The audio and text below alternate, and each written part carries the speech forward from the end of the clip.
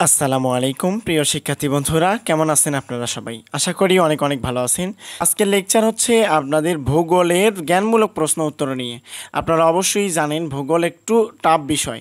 তো এইটার সৃজনশীল যদি গ এবং ঘ লেখা যায়, কিন্তু ক এবং খতে একটু ঝামেলা করবে। আর যদি আপনারা ভালো মার্ক পেতে চান তাহলে অবশ্যই ক এবং খ এর সুন্দর উত্তর লিখে টিচারের মন আকর্ষণ করতে হবে, যার দ্বারা আপনাদের সৃজনশীলে 10-এ 10 পাতে পারেন। তো আপনারা অবশ্যই জানেন এইটার প্র্যাকটিক্যাল মার্ক আছে। যতই প্র্যাকটিক্যাল মার্ক থাকুক না কেন, এখানে 25-এ অর্থাৎ এমসিকিউ আপনাদের 25-এ 8 পেতে হবে। 8 যদি না পান তাহলে প্র্যাকটিক্যালি হোক আর বা সৃজনশীল হোক, দুইটা থেকে কোনো একটা মার্কও যোগ করা হবে না, আপনার রেজাল্ট আসবে ফেল। তো সেই জন্য আজকের এই লেকচারটির থেকে আপনারা এমসিকিউ অবশ্যই তো কভার করতে পারবেন। এর আগেও আমি একটা এমসিকিউ সাজেশন লেকচার দিয়েছিলাম, আপনারা অবশ্যই দেখেছেন। যারা এখনও দেখেনি তারা কমেন্ট বক্সে লিঙ্ক দেওয়া আছে এবং এই ভিডিও ডেসক্রিপশন বক্সেও লিঙ্ক দেওয়া থাকবে, সেখান থেকে আপনারা দেখে নিতে পারেন। তো আজকের এই লেকচারটির থেকে আপনারা অবশ্যই সৃজনশীলের জন্য ক এবং খ অবশ্যই লিখতে পারবেন। এর পাশাপাশি আপনারা কিছু এমসিকিউর ধারণাও পেতে পারেন। আমি ইনশাআল্লাহ সবগুলো বোর্ড কোশ্চেন রেফারেন্স সহ বোঝানোর চেষ্টা করেছিলাম। ইনশাআল্লাহ আপনারা অবশ্যই ভিডিওটি শেষ পর্যন্ত দেখবেন। তো সর্বপ্রথম আমরা দেখব দ্বিতীয় অধ্যায়, পৃথিবীর গঠন থেকে জ্ঞানমূলক প্রশ্ন উত্তর। পৃথিবীর অভ্যন্তরীণ গঠন কয়টি স্তরে বিভক্ত? এটা হচ্ছে 3টি স্তর। এটা হচ্ছে ভূত্বক, ম্যান্টাল ও কোর। ভূত্বক বলতে কি বোঝায়? পৃথিবীর সবচেয়ে উপরের কঠিন স্তরকে ভূত্বক বলা হয়। এটি খুব পাতলা এবং এর গড় পুরুত্ব মহাদেশের প্রায় 35 কিলোমিটার এবং সমুদ্রতলে প্রায় 5 থেকে 10 কিলোমিটার। ম্যান্টল স্তরের বৈশিষ্ট্য লিখো।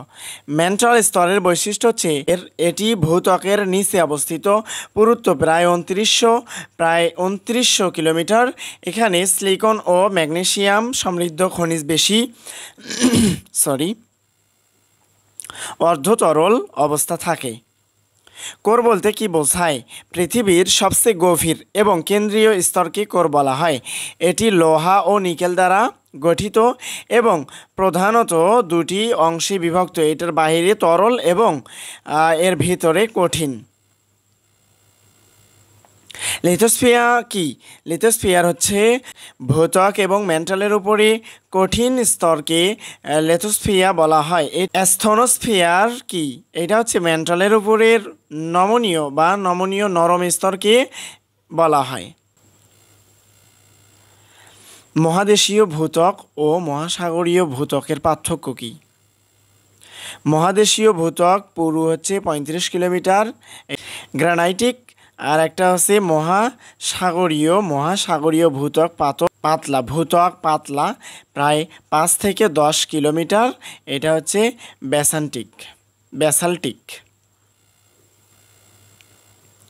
পৃথিবীর ভূত্বক গঠনের প্রধান উপাদান কি? অক্সিজেন, সিলিকন, অ্যালুমিনিয়াম, লোহা, ক্যালসিয়াম, সোডিয়াম, পটাশিয়াম, ম্যাগনেসিয়াম।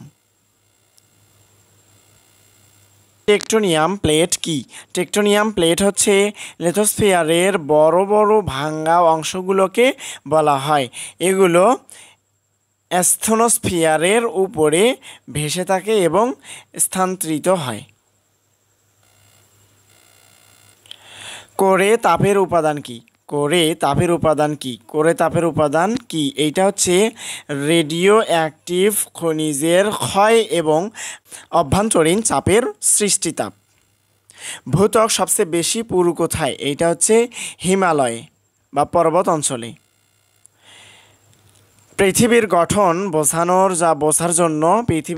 বোঝার জন্য প্রধান উপাদান কি বা উৎস কি? এটা হচ্ছে ভূকম্পন তরঙ্গ।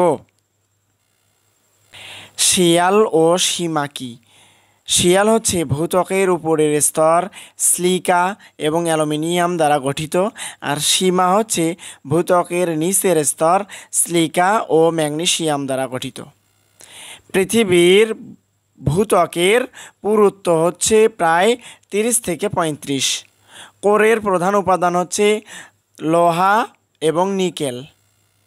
ম্যান্টলের উপরিভাগকে কি বলা হয়? এইটা হচ্ছে স্থেনোস্ফিয়ার। পৃথিবীর সবচেয়ে বড় বা ঘন স্তর কোনটি? এটা হচ্ছে কোর। সিসমিক তরঙ্গের ব্যবহার করা হয়, সিসমিক তরঙ্গের ব্যবহার করা হয় এটা হচ্ছে পৃথিবীর অভ্যন্তরীণ বা অভ্যন্তরীণ গঠন জানার জন্য। পৃথিবীর মোট আয়তনে কত ভাগ কোর রয়েছে, এটা হচ্ছে 16 ভাগ বা 16%। পৃথিবীর অভ্যন্তরীণ স্তরগুলোর ঘনত্ব ক্রমান্বয়ে কেমন হয়, ক্রমান্বয়ে বাড়তে থাকে। তৃতীয় অধ্যায়ে আলোচনা করব জলবায়ু বলতে কি বোঝায়, কোনো অঞ্চলে দীর্ঘমেয়াদী আবহাওয়ার গড় অবস্থানকে জলবায়ু বলা হয়। আবহাওয়া ও জলবায়ুর মধ্যে পার্থক্য লেখো। একটা হচ্ছে আবহাওয়া, স্বল্প সময়ের জন্য দিনে বা ঘন্টার তাপমাত্রা, বৃষ্টি, বাতাস ইত্যাদি অবস্থাকে বলা হয় আবহাওয়া।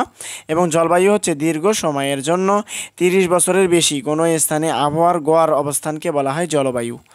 জলবায়ুর নিয়ামক কী? প্রধানত 6টি। এটা হচ্ছে অক্ষাংশ, উচ্চতা, সমুদ্রের নিকটতা, তারপরে হচ্ছে সমুদ্র স্রোত, বায়ুর গতি ও স্রোত, তারপরে আছে হচ্ছে স্থলভাগের প্রকৃতি। অক্ষাংশ জলবায়ু কিভাবে পরিবর্তন করে বা প্রভাবিত করে, এটা হচ্ছে অক্ষাংশ বৃদ্ধির সাথে তাপমাত্রা কমে যায়, আর বিষুব অঞ্চলে তাপ বেশি এবং মেরু অঞ্চলে তাপ কম। সমুদ্রের নিকটতা জলবায়ুকে কিভাবে প্রভাবিত করে, এইটা হচ্ছে সমুদ্রে নিকটবর্তী স্থানে জলবায়ু মৃদু এবং তার তাপমাত্রা পার্থক্য কম থাকে। উচ্চতা জলবায়ুকে কিভাবে প্রভাবিত করে, এটা হচ্ছে উচ্চতার সাথে বা সঙ্গে তাপমাত্রা কমে যায়। প্রতি 165 মিটারে প্রায় 1 ডিগ্রি সেলসিয়াস কমে যায়। সমুদ্র স্রোত কিভাবে জলবায়ুকে প্রভাবিত করে, এটা হচ্ছে উষ্ণ স্রোত তাপমাত্রা বৃদ্ধি করে এবং শীতল স্রোত তাপমাত্রা কমিয়ে দেয়। স্থলভাগের প্রকৃতি জলবায়ু কি প্রভাব ফেলে, এটা হচ্ছে বনের পরিমাণ, তারপরে আছে পাহাড়, মরুভূমি ইত্যাদি স্থানীয় জলবায়ুকে প্রভাবিত করে। যেমন বনের অঞ্চলকে বৃষ্টি বেশি হয় বা বনের অঞ্চলে বৃষ্টি বেশি হয়। আর্দ্রতা বলতে কি বোঝায়? বায়ুমণ্ডলে বিদ্যমান জলীয় বাষ্পের পরিমাণকে আর্দ্রতা বলা হয়। বায়ুর চাপ কি? কোনো স্থানে বায়ুর দ্বারা সৃষ্টি চাপকে বায়ুচাপ বলা হয়। বায়ুচাপের উপর তাপমাত্রার প্রভাব কি? তাপমাত্রা বেশি হলে বায়ুর চাপ কমে যায় এবং তাপমাত্রা কম হলে বায়ুচাপ বাড়ে। প্রিয় শিক্ষার্থী বন্ধুরা, আপনারা যদি এই পুরো স্লাইডটি পেতে চান তাহলে অবশ্যই আমাকে কমেন্ট করে জানাবেন। ইনশাআল্লাহ আমি কমেন্টের জবাবে আপনাদের পিডিএফটি দেওয়ার চেষ্টা করব। আমরা চতুর্থ অধ্যায়ে আলোচনা করব যে এটা হচ্ছে বায়ুমণ্ডল বলতে কি বোঝায়। বায়ুমণ্ডল বলতে বোঝায় পৃথিবীকে ঘিরে থাকা বায়ুর স্তরকে বায়ুমণ্ডল বলা হয়। পৃথিবীকে ঘিরে রাখা বায়ুর স্তরকে বায়ুমণ্ডল বলা হয়। এটি পৃথিবীর জীবজগতেও আবহাওয়া নিয়ন্ত্রণে গুরুত্বপূর্ণ ভূমিকা রাখে। বায়ুমণ্ডলে কয়টি? 5টি। একটা হচ্ছে ট্রোপোস্ফিয়ার, একটা হচ্ছে সাইট্রোস্ফিয়ার, একটা হচ্ছে মেসোস্ফিয়ার, একটা হচ্ছে থার্মোস্ফিয়ার আর একটা অ্যাক্রোস্ফিয়ার। ট্রোস্ফিয়ারের বৈশিষ্ট্য লেখো। পৃথিবীর সবচেয়ে নিচের স্তর আর এর উচ্চতা হচ্ছে প্রায় 8 থেকে 16 কিলোমিটার। আবহাওয়া সকল ঘটনায় এই স্তরে ঘটে। এখানে তাপমাত্রার উচ্চতার সাথে কমে। সাইট্রোস্ফিয়ারের কি থাকে? সাইট্রোস্ফিয়ারে কি থাকে? এটা হচ্ছে ওজোন স্তরে থাকে, যা সূর্যের ক্ষতিকারক অতিবেগুনি রশ্মি শোষণ করে। বায়ুমণ্ডলে সর্বাধিক গ্যাস এর নাম কোনটি বা গ্যাস কোনটি? নাইট্রোজেন, যেটা হচ্ছে 78%। কার্বন ডাইঅক্সাইড পরিমাণ কত? এটা প্রায় 0.03%। বায়ু দূষণ বলতে কি বোঝায়? বায়ু দূষণ বলতে বায়ুতে ক্ষতিকর গ্যাস, ধুলোকণা, রাসায়নিক এবং জলবায়ু বা জীবাণু পরিমাণ অতিরিক্ত বা অতিমাত্রায় বেড়ে গেলে তাকে বায়ু দূষণ বলা হয়। বায়ু দূষণের প্রধান কারণ কি? এটা হচ্ছে যানবাহনের ধোঁয়া, শিল্প কলকারখানার বজ্র, জলীয় বা জ্বালানি পোড়ানো, কাঠ ও কয়লা ধোঁয়া এবং ধূলিকণা। অ্যাসিড বৃষ্টি কি? বায়ুমণ্ডলে সালফার ডাইঅক্সাইড বা নাইট্রোজেন অক্সাইড মিশে বৃষ্টির পানিতে মিশে গিয়ে ক্ষতিকারক অ্যাসিড তৈরি করে। এই বৃষ্টিকে অ্যাসিড বৃষ্টি বলা হয়। ওজোন স্তর ক্ষয়ের ফলে কি ক্ষতি হয়? এটা হচ্ছে চর্ম ও ক্যান্সারের ঝুঁকি বাড়ে, শস্য উৎপাদন কম হয় এবং জীববৈচিত্র্য ক্ষতি হয়। গ্রিন হাউস প্রভাব কি? বায়ুমণ্ডলের কিছু গ্যাস যেমন হচ্ছে কার্বন ডাইঅক্সাইড আর CH4 সূর্যের তাপমাত্রা আটকে রেখে পৃথিবীর তাপমাত্রাকে বাড়িয়ে দেয়। এটাকে গ্রিন হাউস প্রভাব বলা হয়। গ্রিন হাউস প্রভাবের ফল কি হয় বা ফল কি?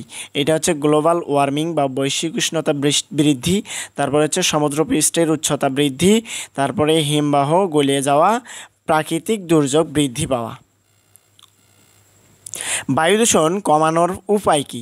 বায়ুদূষণ কমানোর উপায় হচ্ছে বৃক্ষরোপণ করা, যানবাহনের নির্গমন নিয়ন্ত্রণ, তারপরে হচ্ছে পুনর্ব্যবস্থা যোগ্য বা ব্যবহারযোগ্য জ্বালানি ব্যবহার করা, শিল্প বর্জন বা শিল্প বজ্র শোধন করা।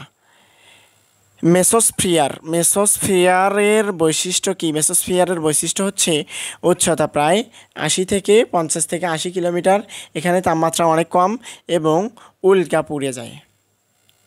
থার্মোস্ফিয়ারের বৈশিষ্ট্য কি? উচ্চতা প্রায় 80 থেকে 600 কিলোমিটার, তাপমাত্রা অনেক বেশি, এখানে অরোরা এবং মেরু প্রভা দেখা দেয়। ধোঁয়াশা ক্ষতি কি? একটা হচ্ছে শ্বাসকষ্ট, চোখের জ্বালা এবং ফসলের ক্ষতি। পৃথিবীর জীববৈচিত্র্য রক্ষা বায়ুমণ্ডলের ভূমিকা কি? বায়ুমণ্ডল প্রাণীদের জন্য প্রয়োজনীয় গ্যাস সরবরাহ করে, তাপমাত্রা নিয়ন্ত্রণে রাখে, সূর্যের অতিবেগুনি রশ্মিকে রক্ষা করে। বায়ুমণ্ডলে জলীয় বাষ্পের গুরুত্ব কি? মেঘ তৈরি ও বৃষ্টিপাতের জন্য প্রয়োজনীয়, তারপরে পৃথিবীর তাপমাত্রা নিয়ন্ত্রণে সহায়ক। পঞ্চম অধ্যায়ে আলোচনা করব আমরা। হিমবাহ বলতে কি বোঝায়? এটা হচ্ছে পাহাড় ও উচ্চভূমিতে জমে থাকা তুষার যখন চাপে কঠিন বরফে রূপান্তরিত হয়, ধীরে ধীরে নিচের দিকে গলিয়ে পড়ে, তাকে বলা হয় হিমবাহ। এবং হিমবাহ কয় প্রকার? 2 প্রকার। একটা হচ্ছে উপত্যকাীয় আর একটা হচ্ছে স্থলভাগীয়। উপত্যকাীয় হিমবাহ বলতে কি বোঝায়? এটা হচ্ছে যেসব হিমবাহ পাহাড়ে ঢালে বা উপত্যকায় গঠিত হয় এবং সরু পথে নিচের দিকে প্রবাহিত হয় তাকে উপত্যকাীয় বা হিমবাহ বলা হয়, যেমন হিমালয়ের হিমবাহ। মহাদেশীয় হিমবাহ বলতে কি বোঝায়? যেসব হিমবাহ বিশাল এলাকা এবং সমতল ভূমি জুড়ে বিস্তীর্ণ থাকে তাদেরকে মহাদেশীয় হিমবাহ বলা হয়, যেমন গ্রিনল্যান্ড ও আটলান্টিকার হিমবাহ। হিমবাহের প্রধান কাজ কি? ক্ষয়, পরিবহন ও সঞ্চয়। শার্ক কি? এটা হচ্ছে পাহাড়ের গায়ে বাটি আকৃতির হিমবাহ কর্তৃক ক্ষয়িত অববাহিকাকে শার্ক বলা হয়। একটা আছে হর্ন কি? এই বিভিন্ন দিক থেকে হিমবাহ ক্ষয়ের ফলে পাহাড়ের শৃঙ্গে ধারালো ও খাড়া অংশকে হর্ন বলা হয়, যেমন অ্যারেট কি? দুইটি শার্কের মধ্যে সৃষ্টি ধারালো ও সরু শৈল শিরাকে অ্যারেট বলা হয়। মোরেন কি? হিমবাহের মধ্যে বয়ে আনা এবং জমাকৃত খণ্ড পাথর, মাটি ইত্যাদিকে বলা হয় মোরেইন। ল্যাটারাল মোরেইন কি? এটা হচ্ছে হিমবাহের পাশে জমাকৃত। অ্যানমেরেইল কি? হিমবাহের অগ্রভাগে জমাকৃত ধ্বংসস্তূপকে বা ধ্বংসাবশেষকে অ্যান্ড মোরেইল বলা হয়। হিমবাহের কারণে কোন ধরনের উপত্যকা তৈরি হয়? ইউ আকৃতির উপত্যকা। হিমবাহের ক্ষয়ের ফলে সৃষ্টি জলাশয়কে কি বলা হয়? এটা হচ্ছে টার্ন লেক।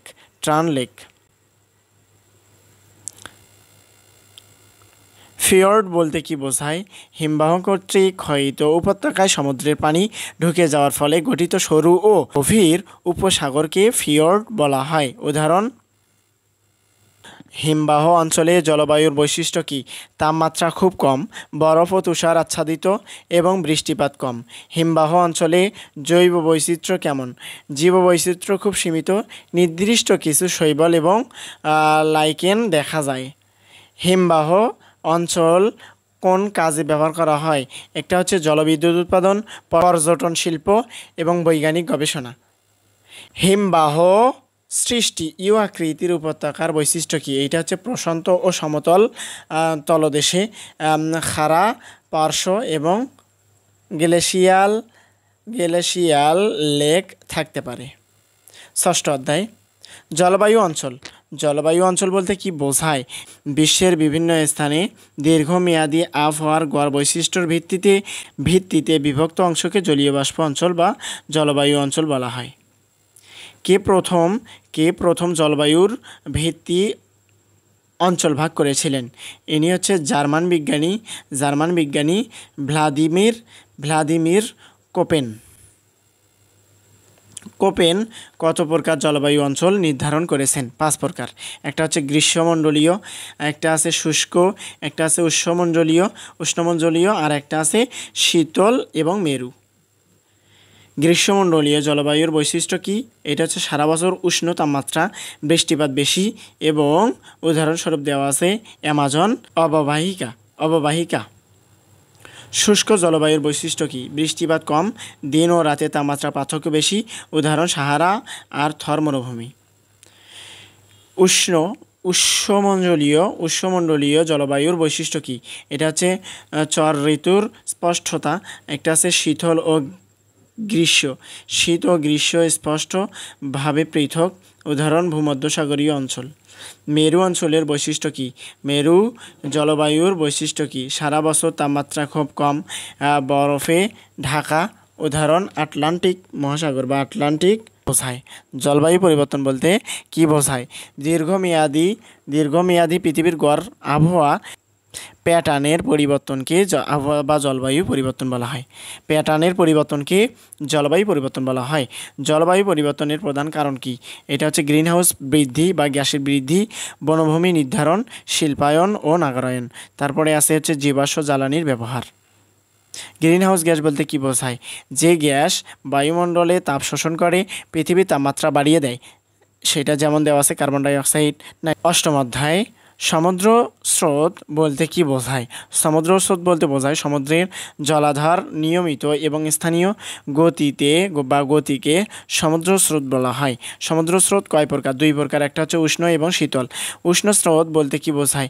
যেসব স্রোত বিষুবীয় অঞ্চল থেকে মেরু দিকে উষ্ণ পানি পরিবহন করে সেগুলোকে উষ্ণ স্রোত বলা হয়।